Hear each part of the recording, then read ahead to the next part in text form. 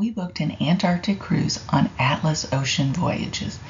It's a small expedition ship that's designed to allow guests to land on Antarctica. Since it was a much smaller ship than what we had normally been cruising on, we were curious if we would like it or not. Our ship, the World Traveler, is relatively new, being only 3 years old. I recently posted a video tour of the ship and can link it at the end of this video. Let's get started with our room tour. We booked a Veranda stateroom, 523, which was midship and mid-level for our 11-day adventure. We had guest staterooms above us, and the medical center was directly below, so we really had a quiet location. This, shown here, is really a nice schematic of the room.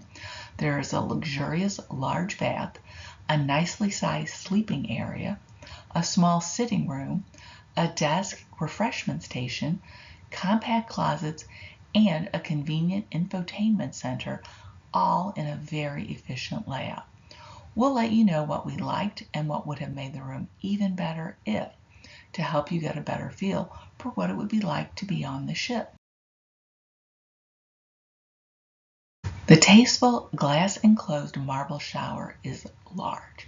It includes a wonderful rainfall shower head, the traditional adjustable shower head, and body jets on the back wall. I really like the shower seat feature beneath the vertical water jets. L'Occitane bath amenities are included: bath gel, shampoo, and conditioner.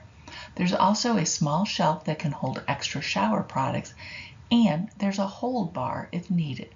The shower also has a clothesline for wet clothing. Towels can also be conveniently hung on the 2 hooks right outside the shower. The toilet is in a separate corner of the bath. 3 shelves above the toilet are handrails for storing extra toiletries. They have guardrails to prevent items from falling. Extra towels are stored across from the toilet as well. The bath counter is small with a center sink. It has hand soap, lotion, and glassware. Above the sink is a full-sized mirror with a magnifying makeup mirror and extra hand towels on the left side. Beneath the sink is a trash can and another shelf to store additional items. There's €1 outlet in the bath, so it would have been nice to have had a US outlet. Make sure you bring along an outlet adapter if you want to use electrical accessories in the bathroom. We used the 2 hooks that were on the bathroom door to hang our complimentary use bathrobes. The sleeping area is tastefully decorated and has an oversized queen bed. You can store your luggage beneath the bed, and there's an underbed drawer that the hospitality staff use. They store linens and so forth. The bed was quite comfortable with its soft Portuguese linens. Each side of the bed has a light and reading lamp. There's also a thermostat in the room so you can control the temperature to your taste. There's a nightstand on each side of the bed with a small drawer, maybe 10 by 13 inches, and a bottom shelf for storage. The nightstand on the left has a telephone to call other staterooms or guest services. Here, there is 1 European power outlet, 1 USB outlet, and 2 switches. One controls the ceiling lights and the other controls the hallway light. The nightstand on the right has 2 sets of switches that are convenient to control all of the room's lighting, and a European outlet. It would have been even better if this side of the bed had a USB outlet available. Each nightstand also has bottled water available to help keep you hydrated. Because it was an expedition cruise and we needed cold weather gear, I was curious if we would have enough closet storage space.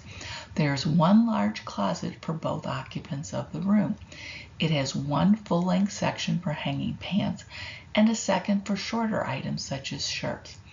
In the middle section of the closet, there are 3 shelves that we used for folded clothing. We packed as efficiently as we could and felt the closet space in total was reasonable for our 11-day cruise. At the end of the closet configuration, there is a small, rounded, full-length closet that features the complimentary bath slippers and robes for the cruise. We took full advantage of the extra hanging space and used the shelves for our packing cubes and miscellaneous items. It might have been nice to have more shelves and another short-length hanging space based on the types of clothing we had packed, but that is certainly a personal preference. The closet nearest the door is narrow and contains the life vest. It has two skinny shelves which we creatively use to store flip-flops and shoes. The main closet also includes the in-room safe, which is not large enough to hold a laptop computer. There are also two small drawers inside the closet, so packing cubes are a big plus to keep your clothes organized. We also brought our magnetic hooks so that we could hang miscellaneous items on the walls. However, the walls were not steel and thus the hooks were not usable. We used the sitting area to relax at the end of the day. The two chairs and a small cocktail table were quite comfortable, and we used the small table to download our daily photos. There's also a standing lamp to use. I really like the overall neutral decor of the room. The desk houses the in-room coffee machine, hot water kettle, and stocked minibar. All items are included in the cruise price. They have cups and glasses and a bottle opener here as well. I love the water kettle to make tea after returning from a landing or Zodiac cruise. The minibar contained juices, soda, and beer, which was also a plus for late night snacks. The desk has two USB outlets, a European outlet, and one US 110 volt outlet, which was great for charging electronics. The desk has a leather stool and a round mirror. It's also where you'll find your daily itinerary. The entertainment zone has a nicely sized television with a remote control. You can attend port talks via the internal video system, watch TV, see the ship's navigation, or even see your account statement. We use the shelf below the TV to store oddball items such as baseball caps, cameras, binoculars, gloves, and so forth. The shelf also includes the one set of binoculars that Atlas provides to guests. We brought a second pair so that both of us could use them simultaneously to see wildlife sightings. To the right of the TV on the wall was another set of electrical outlets, one European and two US outlets, good for charging camera batteries and cell phones. This was a really nice added plus to have these two outlets. The balcony has two chairs and a small table. Because of the potential for rough seas, the furniture was tied to the banisters. We used our balcony during the scenic sailing times to get some fabulous photos. The balcony is always one of my favorite features of a Veranda stateroom. We really enjoyed our Veranda stateroom on Atlas Ocean Voyages World Traveler. The four things I loved most about the room were the shower area, being pleasantly surprised about the storage room, the in-room beverages, and the sitting area.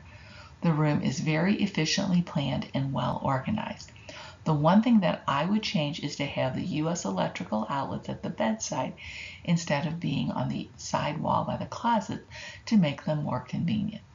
I hope the video was helpful when you are looking to book the Antarctic cruise. Thanks for watching, and if you liked the video, consider hitting the like button or subscribing to my channel.